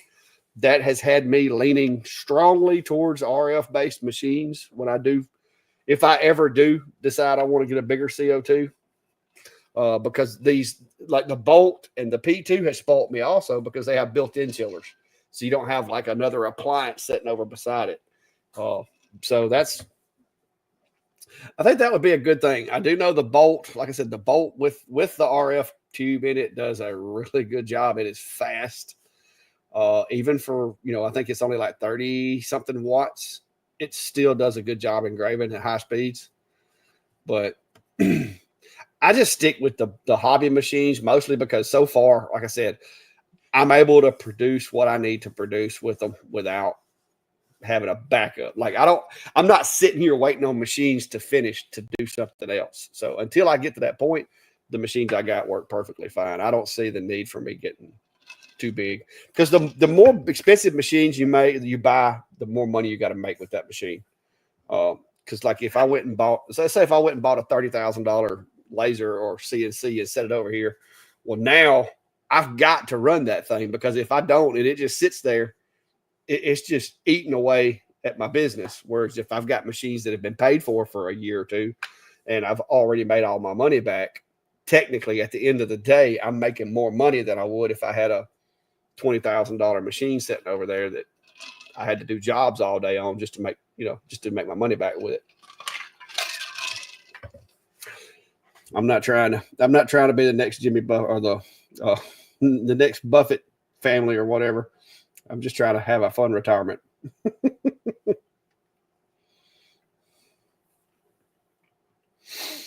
Greg,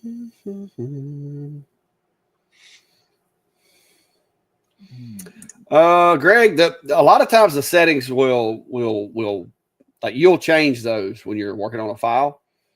So I always double check my settings anyway. I use the material library down here a lot. Not all the time, but a lot of the times I use the material library for the machines.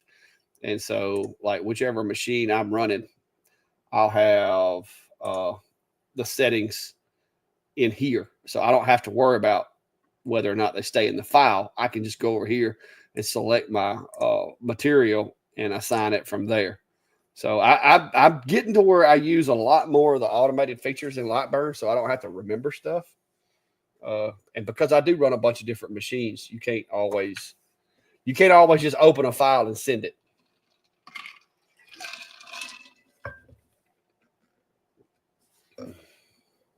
Hornbeck Crafts is asking, do you have to purchase a different license for the CO2 laser? I assume they're talking about LightBurn. So they've changed it to Core and Pro, and Core is basically G-code controllers. So the hobby diode lasers, some of the very basic CO2 lasers. When you get into a DSP controller, which a lot of the CO2s have, then yeah, you need to jump up to the Pro version. If you already have a version of LightBurn, they usually offer you an upgrade price. So you're not going to have to like rebuy the whole software again. But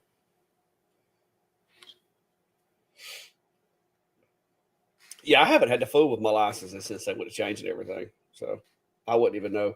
But I know I paid the extra to get the well, you'd paid for the Galvo and the Galvo. But you probably didn't have the. I don't have the CO2 one because because the Thunder, or not the Thunder, the Atom Stack or the P2 doesn't require it. They just use a regular G-code license. Yeah, when I bought it, was originally for my DSP laser. So when the diodes came out, I already had the Galvo covered, or not the Galvo, but the G-code covered, and then I had to upgrade the Galvos. So I had already paid for them all. Chris says the Ruida is in the Core coverage, I guess. Is it? He says it is. I don't know. Like I said, I haven't fooled with it since they did all that. My stuff still works. That's all I know. Matter of fact, let me see. License management. Yeah, I've got 225 days left before I got to worry about it. Says my license covers G-code, DSP, and Gala. need to update their page. All right, core. So Core supports cohesion, smoothie wear, gerbil, marlin, GRBL. I don't see. Yeah, I'm pretty sure that. Let's see, software pro. we'll see there. That's my license right there, and it's showing that it works for G-Code, DSP, and Galvo. So I paid for the Galvo. Yeah, I'm pretty sure that core pretty much is just your basic G-Code. G-Code. DSP and Galvo is where you get the pro. Yeah. Multi-craft. I have used the lathe, but it's terribly slow. I suck at it, and I just not. It's fun, but it's just not something that I really get into. And I've actually got a 4th axis for the Jimitsu CNCs, and it's pretty fun, but I don't use it either. Yeah, I have a benchtop lathe that I've turned some smaller things on. It's one of those rabbit holes that you kind of get interested in for a while, and it either bites you and you dive in deeper, or it then gets stuck to the corner. I've done a lot with it, but the past couple of years I've been so busy with other stuff that I haven't. I still have a bunch of pen turning stuff, and I even have a chuck for a bowl and other things. Actually, I think one of the last things I did, I cut something out. Oh, I cut out some round dishes on the CNC, but it wasn't trammed quite right. So I actually put it in the chuck on the lathe, the bowl chuck, and then sanded it down to sand everything smooth and get it out. So that's probably the last time I used the lathe, was to fix a botched CNC project. Do we think Millmage will be here for Christmas? No. Yeah, I'm gonna be honest with you. They're gonna have to work really hard to get me to pull away from VCarve. I mean, I understand it's a cheaper alternative, maybe, but I love my VCarve. Yeah, I haven't. I think the fact that we haven't really heard much about it recently, unless you're like digging deep into their forums, I have a feeling we're not going to see it for a little bit yet. JT says that he's a beta tester for Millmage, and he don't see it working for quite a while. Yeah, there's a lot that goes into that, developing that software. And like I said, I love LightBurn, I do, but they're gonna have to, between all the different CNC software companies out there, they're gonna have to do some work to compete.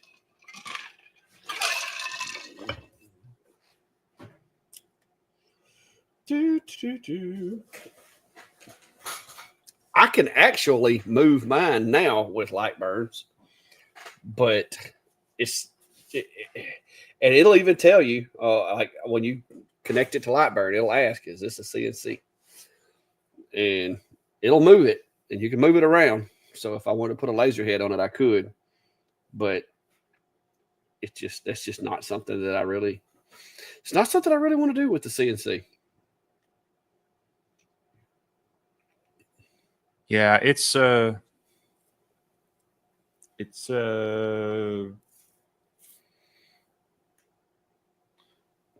I started on. Well, I did start on VCarve, but I got introduced to it pretty quickly, and it's really hard to get away from that. I know it's a bit expensive up front, but it's one of those things when you kind of learn something, it's hard to unlearn it and move to something unless there's either something really wrong with what you're currently doing or something really great in the new one. So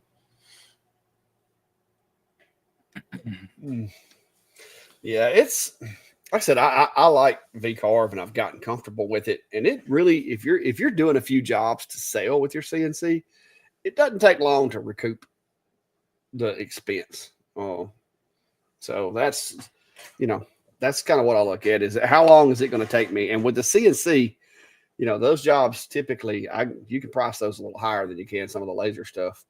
And so I'll usually make my money back with it pretty quick.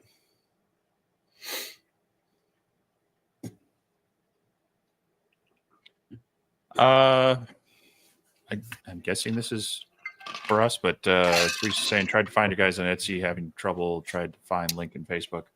I think it should be. I know on mine, I've got a few links, but I've got links to my Instagram, Facebook, Etsy, and Amazon shop.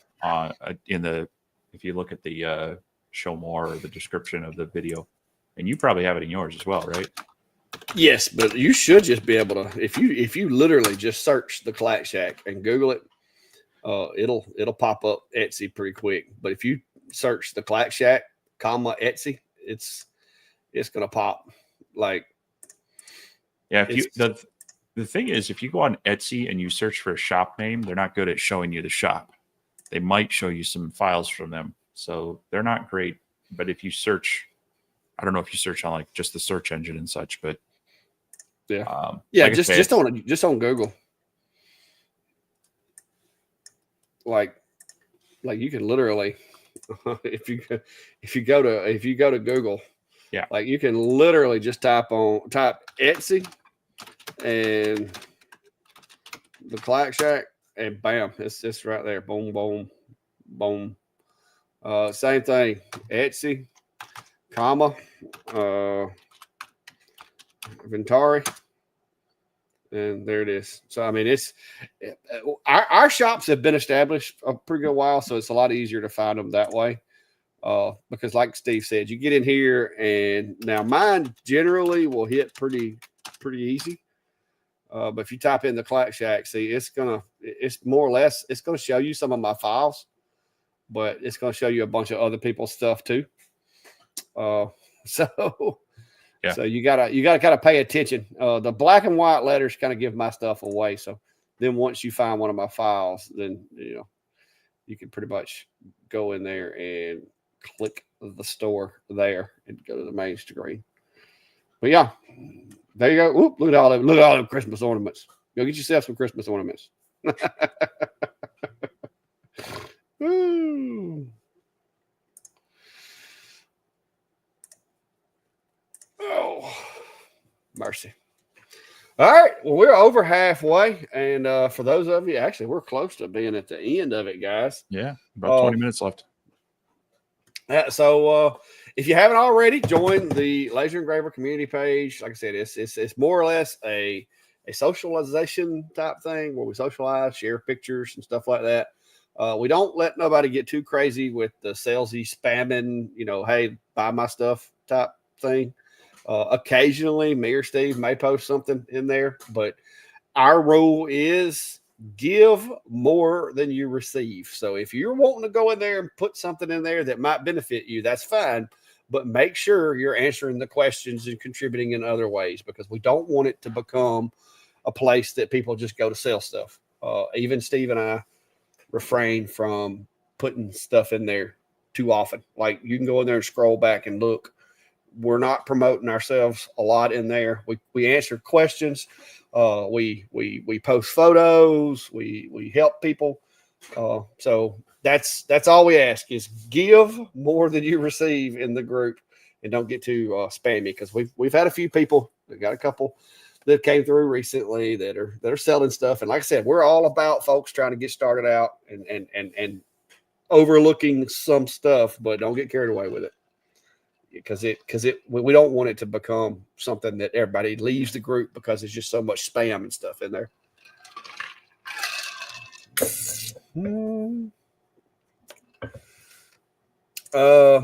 What camera issue for the hurricane? Haven't heard about that. Mine works fine. What's the camera issue for the hurricane? No. Haven't had my hands on one. No, I haven't. AdamStack hasn't ever sent me though anything that IR related. Now they may, because I have it on good authority that Xtool is going to send me the IR module for my S1, and so I mean, there's a chance AdamStack might see that video and be like, "Hey, we're going to send you one." But I've never had an AdamStack IR module. The link to the groups in the description. Gord, it's Laser Engraver community. page. It should be in both the descriptions of mine and Steve's channel. I can get one, I guess, too. But yeah, we have what'd you say, 2.1? Yes, 2,100 people in that group. And we have a few of us that police it and try to keep all the stuff out of there.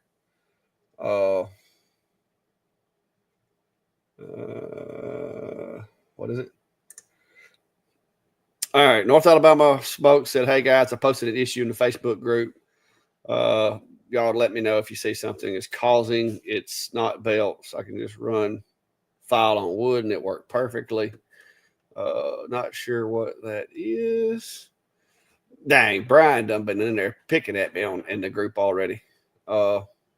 Who's put this? I'm not seeing what file he's talking about. Yeah, you see Brian done throwing some stuff about a smart car up there. North Alabama, I don't know what your name is in the group as far as a problem, but yeah, if you're having troubles with your machine, you put it up there and we'll give you our advice. Second layer is off for some reason. Happened to me twice. Yeah, that's the second. Oh, it is off. Okay. Yeah, I think that's going to be what he's talking about. So he did it on wood and it worked fine. The medium shouldn't have anything to do with that. That's more than likely going to be, it's a big shift. It's going to be some variation probably in the machine, either it homed and you didn't mean for it to home, or so that is going to be a physical issue. That's not I don't think that's going to be software related. It looks good on the screen that you've got it pulled up. It could be a homing issue. Could be a homing issue if you home in between jobs. The other thing that I've noticed on some machines, like where we like to tell them to go park in the back, I've noticed, and this is true on like my little Atom Stack A24, if I have that pushing too far back, there's just enough tension on like the cable chain and such that once it gets to its spot, it actually pushes forward just a little bit. Now, this would be a very extreme distance. What machine did you say it was? But that tells that has offset it. And so for me, the fix is to make sure I home before every job and then it's on. But yeah, well, you can see that this is definitely going to be a problem. It looks like to me in the Y more so than the X. Mm-hmm. So it could be something like that. Oh, I see the machine behind him there. That appears to be, is that an X tool D1? If it is, I bet I know what the problem is. Is that darn cable, that cable harness is pushing back on it. Yeah. Could be. Well, no, it shouldn't have, but it shouldn't have parked between layers though. Unless he took it out and put it back. Well, said this is two separate layers. Everything is lined up, painted, put right back in place using a jig to do the second layer. Yep. Yeah, make sure if that is an X-Tool D1, and it looks like an X-Tool D1, on the left side behind the gantry, that cable, the little sheath or whatever that cables are in, it can get in there and push it back, and that looks about 10 millimeters worth of push, and it'll push your machine back. So you may, if you are using a park location, you may want to back that back down into the workspace a little further, and not let it go up into that back left corner. If you'll play around with the cable management, you can get that thing to lay flat and get out of the way so you won't have that problem. But that was a pretty like Steve was saying, and that was one of those problems that a lot of people had with that machine. I mean, I think mine and yours both did it, but we had to play around with the cabling until we got it fixed. Yeah. But yeah, I see it now. It's in this one picture right here. You can see it sitting over the shoulder. But yeah, it's going to be the cables. It's going to be my guess now that I see what kind of machine it is.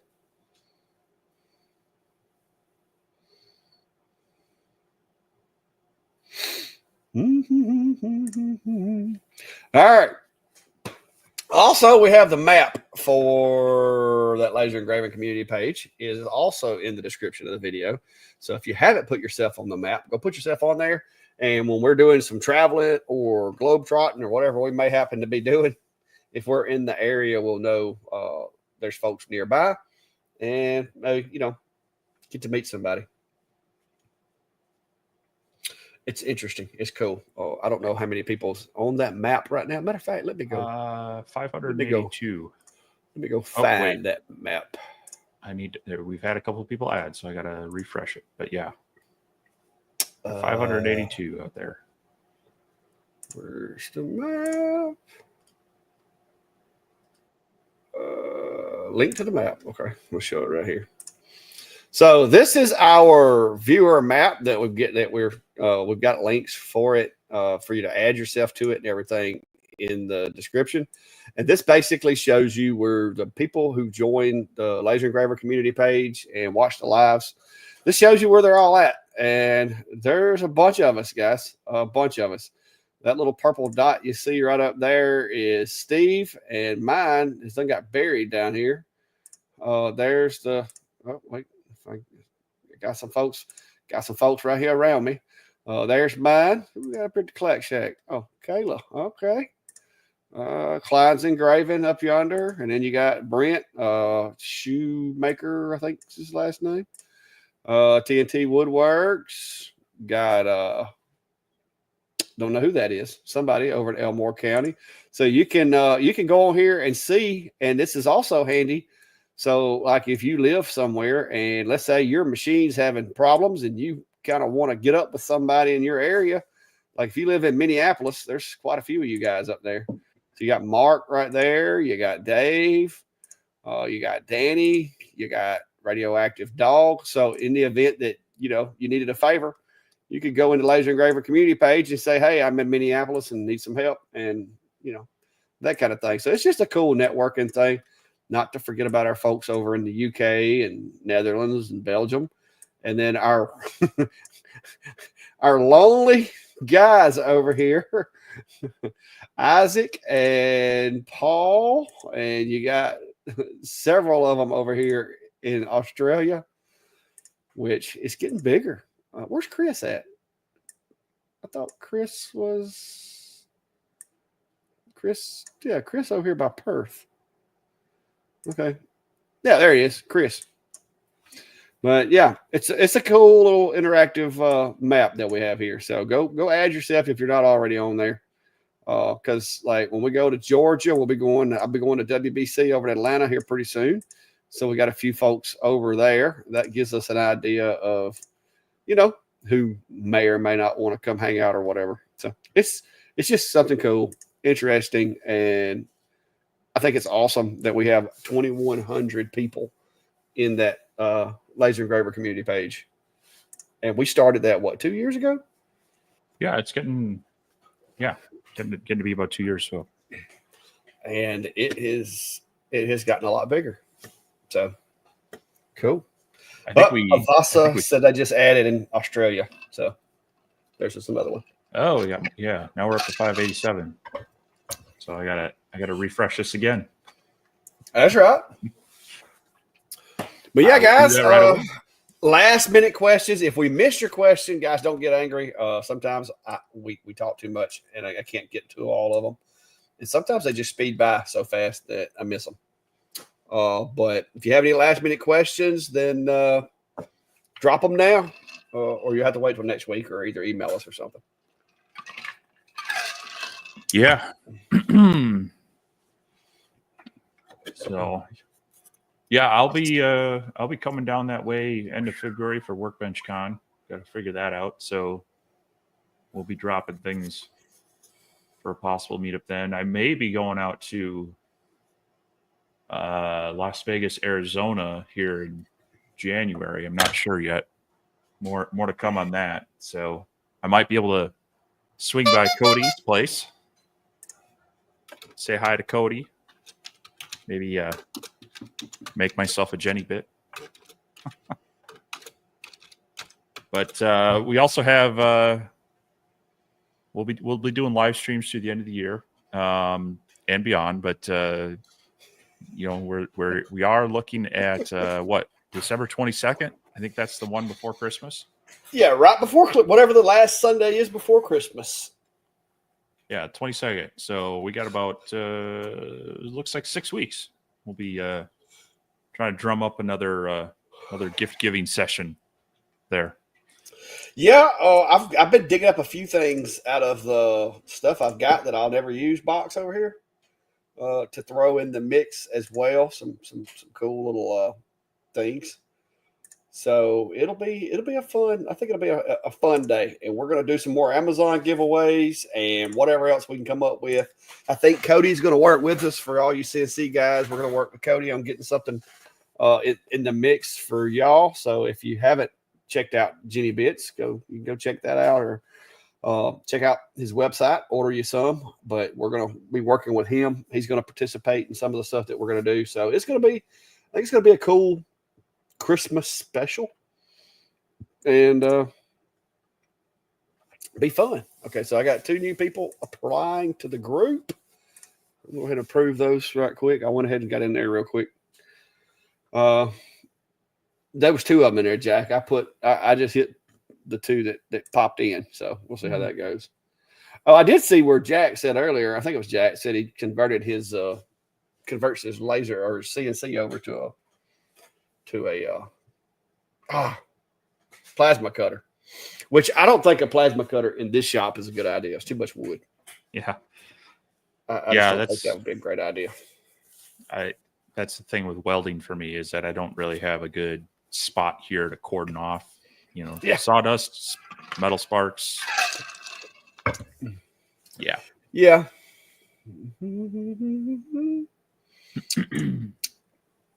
I run Fusion.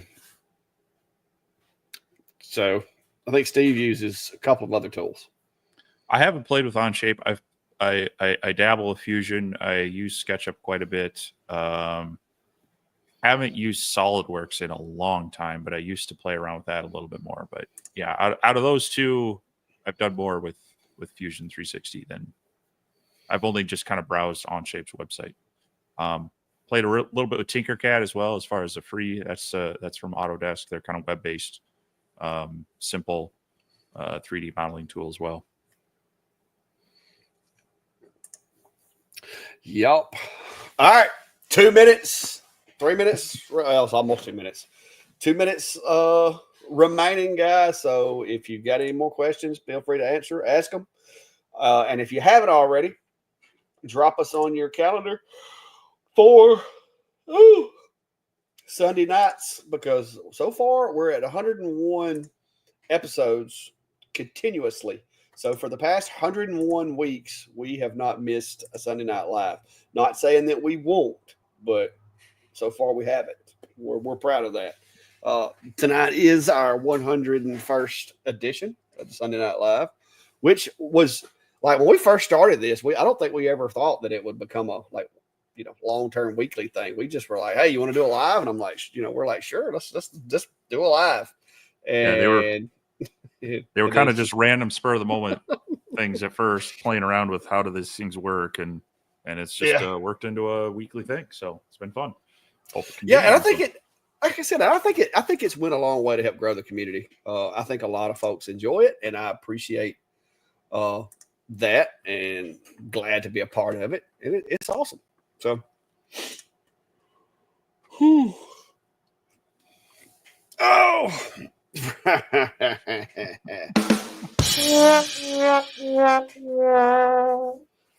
whatever, Brian, whatever. But just like I said, another day at the shop. I appreciated the ones of you that came by today and visited with me. It was fun. I've got 4 stove covers done. I've got 2 cutting boards that I forgot to do today that I've got to do. I'll be doing those on the MK2 tomorrow. I do have the holiday off tomorrow, so I'll be out here in the shop piddling around. I've got a couple of things. I was working on a couple of videos. I've been working on these glass ornaments, But man, everybody has been working on glass ornaments, and I'm like, you know what? I'm not even doing this video because now it's just like everybody's doing them. Because like today, I saw where Sam done them, and I'm like, oh my goodness! So I'm I'm ex-naying that video. It's been overdone this period. I went to Michael's to pick up. I forget what we were there for. It wasn't for that, but I always walk through there looking for either inspiration of things to do a spin of or items that could be customized or whatever. And they had all their glass bulbs out. And interestingly enough, like if you go to Hobby Lobby, a lot of their ornaments, those ball ornaments, are actually plastic and not shatter resistant. Shatter resistant. So they had them at Michael's, but they only had like the blue color. There was a big empty space where I'm assuming the red was, and then they had like some really light translucent ones. So I wasn't even able to pick them up to try to do a video. Yeah. Well, I've got some glass ones, but they're the cheapest ones I can find. And I was going to do them. I done figured out the settings, got them on the chuck. But it's just over. It's been overdone. I'm not doing it. I was going to, but I'm not doing it. Not after today. But JT, as far as if you're talking about military service, no, I was in law enforcement. Have been, still are, for another 325 days. I've been in law enforcement since '99, so I've got about 25 years of that. I think Steve, you did a little stint, didn't you, Steve? I was briefly in the National Guard, but had an injury that kind of took me out of it, unfortunately. So I didn't really. In that vein, no, I don't feel that I served. So, but I have a lot of friends. I have a lot of friends who did, and are currently serving, and definitely appreciate them. So yeah, thank you everyone who did serve, and hopefully tomorrow you can get out and get some free coffee or free lunch. I know we're actually our college is actually open tomorrow. It's something that's gone back and forth whether we're closed for that holiday or we exchange it for, I can't remember if it's like either Black Friday or like New Year or Christmas Eve, which aren't officially holidays, but they make more sense for us to be closed. And then it also gives us an opportunity to, we do a lot of veterans things for them, free coffee and a gathering thing. And they actually, at our graduation, they always give out challenge coins to the veterans and such. So I'll be at work. Yeah, you poor thing. But I'll be here in the shop. I'll be thinking about you. Yeah, I'm sure you will. I'll pour out a glass of sweet tea for you. Please, yeah. Dump that stuff on the ground. But yeah, definitely appreciate it for everyone who has served in any capacity there. Gregory, there may be, and I'm sure with enough modifications you could use it as a handle, but no, mine is in a drawer. I've seen some folks make a 3D printed handle, but that little piece will get you right there. I mean, you wouldn't think it came off of the machine. It doesn't look like it should be part of the packaging, but whatever.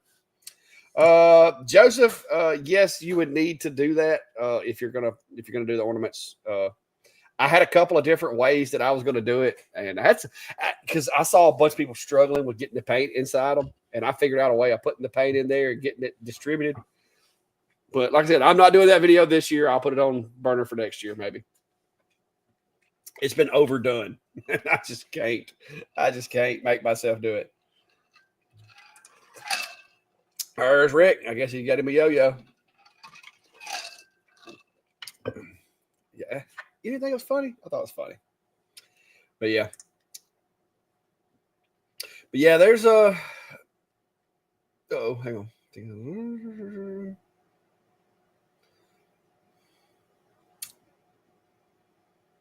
Yes, you can, and I even thought about doing some stuff with that, but yeah, it's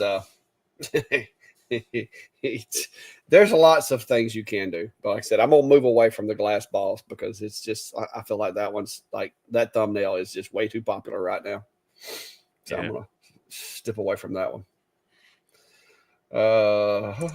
Rick, if you were on an episode of Cops, I'm pretty sure you'd have been the guy riding in the back. Wait, was he on an episode of Cops? Yeah, he said he was briefly on a cop episode once. That's what I said. If he was on an episode, he's probably the guy riding in the back. He probably had too much cerveza. Nice. Do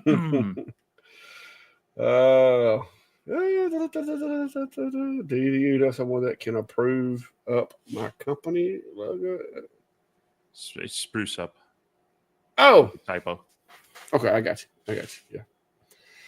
All right. Well, I'm trying to run through these comments before we go, guys, but it's getting close to that time. There it is. I see where she said we're correcting herself. But yeah, if you got any questions, me and Steve both have email addresses. And like I said, if you're not a member of the Laser Engraver community page, you can email us, but it's easiest just to drop it in there. So Nancy, on the logo bit, if you know of any graphic designers in your area, please reach out to them. Otherwise, if you don't, there are places online like Fiverr where you can kind of contract with someone, give them maybe your current design, or just tell them I need a logo that's something like this, and then they'll, based on their pricing, they'll kick some things back to you. Otherwise, you can play around with some of the AI generators and see if they can create something for you as well. But usually the logos look better if you kind of work with an actual graphic designer, because they'll kind of know a bit of the ins and outs and the rules of what's going to work well across multiple formats. Yep. Audrey said Rick's that guy that was being tackled. Probably was. All right, guys. 2 hours and 7 minutes. That's going to be it for tonight. Like I said, I did a 3-hour stint earlier when I was in here working in the shop. But if concerning fires, don't go too slow and run air assist. Anything less than 6 millimeters a second, especially without air assist, you're asking for trouble. That's my rule. Stay with your laser. Don't leave them unattended, please. The less privacy a laser gets, the better. So, lasers do not require privacy. Yeah, the biggest thing is when you get complacent, you let it run on its own. That's when that a watch pot never boils. A watch laser rarely sets on fire. Yes. And like I said, it's frustrating, but you can always find something else to do while your laser is cutting. But anyway, good night, and great to see everybody. And for all the veterans in the room, have a good day tomorrow. I'll be out here in the shop working away. So hopefully I can come up with something cool. Wait a minute. Tomorrow's I might have a new project. We might do a different project tomorrow. So we might actually do a live tomorrow. I do got some red, white, and blue stain over there. All right. Anyway, y'all guys be good. Have a good night, and we'll see y'all Sunday if we don't see you before then. All right. We'll see everyone next week.